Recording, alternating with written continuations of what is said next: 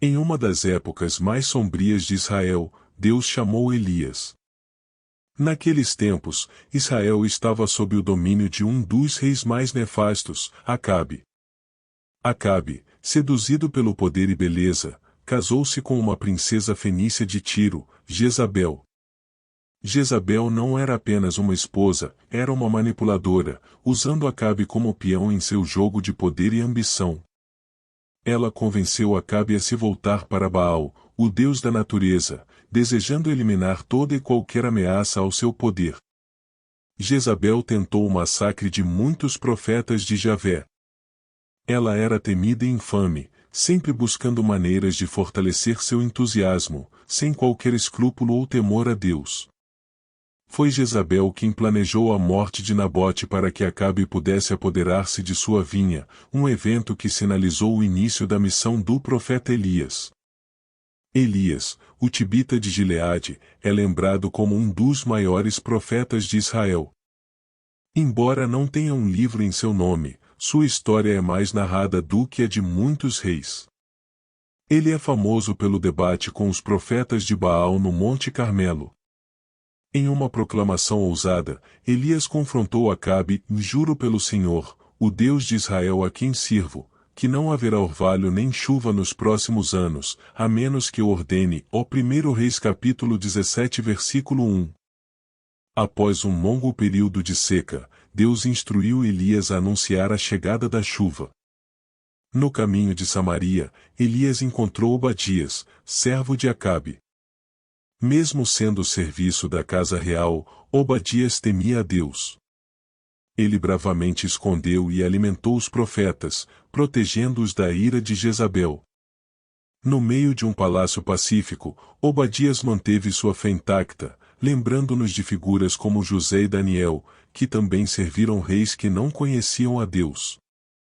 Elias pediu que Obadias informasse a Acabe de seu retorno. Assim, enquanto caminhava, Obadias encontrou-se face a face com Elias, confirmando o profeta. Ele se prostrou, questionando: "Restou meu senhor Elias?" Elias respondeu: "Sim, vai, diga ao seu mestre que Elias está aqui." 1 Reis capítulo 18 versículos 5 a 8. Mas o que viria a seguir mudaria a história de Israel para sempre. Ao descobrir que Obadias encontrou Elias, Acabe estava num dilema. Se Obadias informasse ao rei, por algum motivo, Elias não aparecesse, Acabe não hesitaria em executar seu fiel servo. No entanto, Elias garantiu a Obadias a firmeza e a confiança que ele se apresentaria. E quando finalmente se encontraram, a atenção era palpável. Acabe, em sua fúria pelos problemas de Israel e na visão distorcida do rei, acreditou que Elias estava destruindo Israel com sua profecia de ausência de chuva. Mas Elias, corajoso e inabalável, refutou, lembrando a Acabe que era ele não o profeta que estava afastando Israel de Deus. Sem temer o rei, Elias desafiou Acabe: "Reúna todo Israel e os profetas de Baal e será no Monte Carmelo." O pedido ressaltou a profundidade da idolatria que Jezabel havia trazido a Israel. "Não fui eu que trouxe problemas para Israel", declarou Elias, "mas sim você e sua família. Vocês abandonaram os mandamentos do Senhor e seguiram os baús." 1 Reis capítulo 18 versículo 18 e 19. Isso foi uma representação clara da batalha entre a verdade divina e a corrupção humana. Acabe, embora rei de Israel, tinha desviado o seu povo. Elias, por outro lado, apresentou a verdadeira vontade de Deus, sem laços com a família real ou interesses políticos. Elias era uma personificação da verdade divina, ele estava lá para desafiar e concordar, não para agradar. No Monte Carmelo, a cena estava montada. Acabe aceitou o desafio de Elias, talvez acreditando que, com tantos profetas do seu lado, a vitória seria certa. Todos observavam atentamente. A questão pendente não é clara: quem é o verdadeiro Deus de Israel? O povo estava à beira de uma decisão monumental: seguiriam eles o Deus de seus antepassados ou continuariam no caminho da idolatria? Acabe, percebendo a gravidade do desafio, inveja a mensagem por todo Israel, reunindo os profetas em Monte Carmelo. Com um olhar sério, Elias clamou: até quando vocês vão ficar em cima do muro? Escolham um lado. O povo foi dividido, como um homem cambaleando de um lado para o outro. Elias clamou: se o Senhor é Deus, sigam-no, mas se é Baal, sigam-no.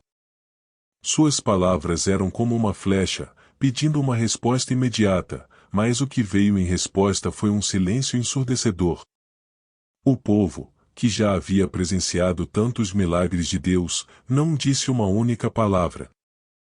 Sentindo o peso da indecisão de seu povo, Elias reiterou o seu desafio, mas o silêncio prevaleceu. Eles estavam perdidos, confusos. Depois de estabelecer o desafio, Elias e os profetas de Baal se prepararam. Cada lado teria um sacrifício, um altar e uma oração. A diferença era que o verdadeiro Deus respondia com fogo. As pessoas observavam cheias de expectativa. Será que você realmente esperava uma resposta sobrenatural? Talvez, olhando para as probabilidades, eles achassem que Elias, em desvantagem numérica, não tinha chance.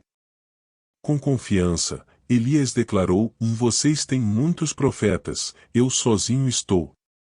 Escolham um boi, preparem-no, mas não acendam o fogo. Eu farei o mesmo. O verdadeiro Deus responderá com fogo. O povo murmurou em concordância, confirmando a justiça do teste proposto por Elias. Os falsos profetas iniciaram seus rituais. Durante horas, clamaram, dançaram, cortaram-se, esperando uma resposta de seu Deus. No entanto, o céu pede silenciosamente, indiferentemente às suas súplicas. Foi uma representação clara de que rituais vazios não têm valor diante da verdadeira realização. Enquanto os falsos profetas continuavam freneticamente seus esforços, aqueles que observavam testemunhavam uma exibição fútil de fé mal colocada. Há um vazio profundo quando alguém se volta para ídolos em vez do único Deus verdadeiro. Enquanto isso, o aguçado senso de humor de Elias se manifestava enquanto ele oferecia seu comentário mordaz, zombando de seus esforços em vão. Com um tom sarcástico, ele alfinetou: talvez ele está perdido em pensamentos ou em uma viagem, ou talvez esteja tirando uma soneca. A intenção de Elias era clara: ele queria expor Acabe e seus profetas, revelando a fachada enganosa que foi construída ao redor dos israelenses. Seu falso Deus e religião foram um espinho na carne de Israel, afastando-os de sua aliança com o Senhor. Com um toque de ironia, Elias deu aos profetas de Baal a primeira jogada, dizendo-lhes para preparar o seu touro.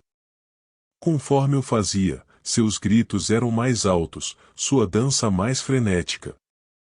No entanto, a sua solução responde sem resposta, deixando-os desesperados e humilhados.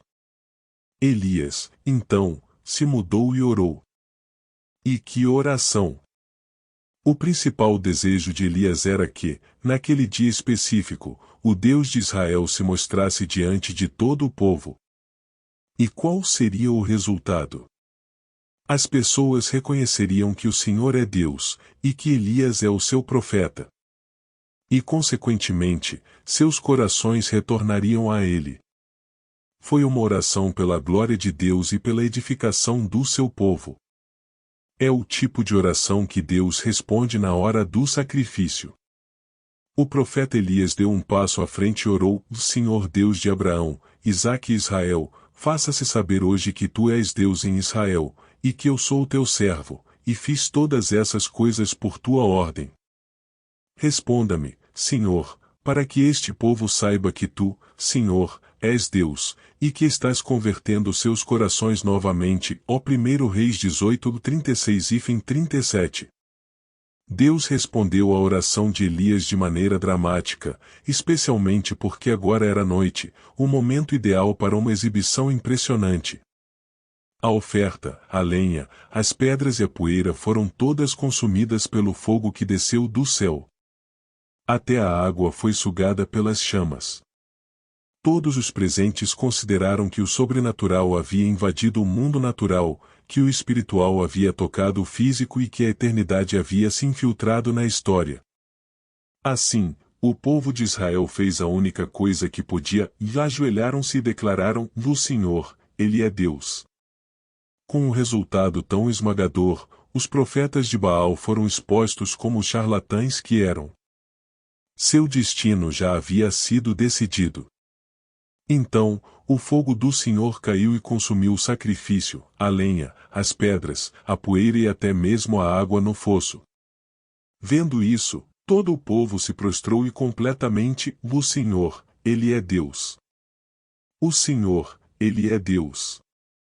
Então Elias tentou: "Prendam os profetas de Baal, não deixem ninguém escapar." Eles os prenderam e Elias os levaram para o vale de Quizon e os executou. 1 Reis capítulo 18 versículo 38 a 40. Com a grandeza e singularidade do Senhor vindicadas e confessadas, era hora de pôr fim à seca e à fome na terra. O profeta Tempestade relatou a Acabe que uma estava se aproximando e subiu ao topo do Carmelo para orar. Elias persistiu em sua intercessão até que o Senhor respondeu com uma chuva torrencial. Em outras palavras, ele herdou a postura mental de uma mulher em trabalho de parto. Enquanto continuava orando, a resposta chegou após 7 tentativas, o número da completude. Ele também foi abençoado com um incrível poder que permitiu ultrapassar o carro de Acabe até Jezeel. Elias estava encantado com o poder do Senhor. Não estava auge de um ápice espiritual. Contudo, ele estava prestes a entrar no vale da sombra da morte. Elias disse a Acabe: "Vai, come e bebe, pois ouço o ruído de uma grande chuva." Então Acabe foi comer e beber, mas Elias subiu ao cume do Carmelo, inclinou-se ao chão e colocou o rosto entre os joelhos. "Vai," disse ao seu servo, "olhe em direção ao mar." E ele foi olhar. "Não há nada," disse ele 7 vezes. Elias disse: "Volte." Na 7ª vez, o servo disse: "Uma nuvem tão pequena quanto a mão de um homem está se levantando do mar." Então Elias disse: "Vai, diga a Acabe, engate seu carro e desça, antes que a chuva o detenha." 1 Reis capítulo 18 versículo 41 a 45. Enquanto isso, o céu escureceu com nuvens, o vento aumentou, e uma chuva pesada começou a cair. Acabe partiu para Jezeel. O poder do Senhor veio sobre Elias, e prendendo sua capa em seu cinto, correu à frente de Acabe todo o caminho até Jezeel. 1 Reis capítulo 18 versículo 46. Lições de Elias e os profetas de Baal. A primeira lição é que há um Deus verdadeiro. Jesus disse: "Eu sou o caminho, a verdade e a vida. Ninguém vem ao Pai senão por mim." Ou João capítulo 14 versículo 6. A segunda lição é que atividade e motivação nem sempre são sinais de espiritualidade. Não há dúvida de que os profetas de Baal no Monte Carmelo estavam cheios de zelo e atividade. Eles eram sinceros em seus esforços, mas quantos de vocês estão cientes de que se podem ser sinceros em seus erros? Isso foi amplamente demonstrado em Monte Carmelo. A fé pode ser mal colocada. A fé não é o mais importante. Isso pode parecer uma afirmação estranha ou blasfema, mas a fé não é primordial. O aspecto mais crucial da fé é o objeto da fé. Aqueles que seguiram Baal tinham algum tipo de fé. Eles passaram toda a sua vida adorando esse Deus, tinham fé em Baal. No entanto, a sua fé era inútil porque o objeto da sua fé era inútil. Esta lição nos ensina que apenas aqueles que acreditam em Jeová acabam do lado vencedor.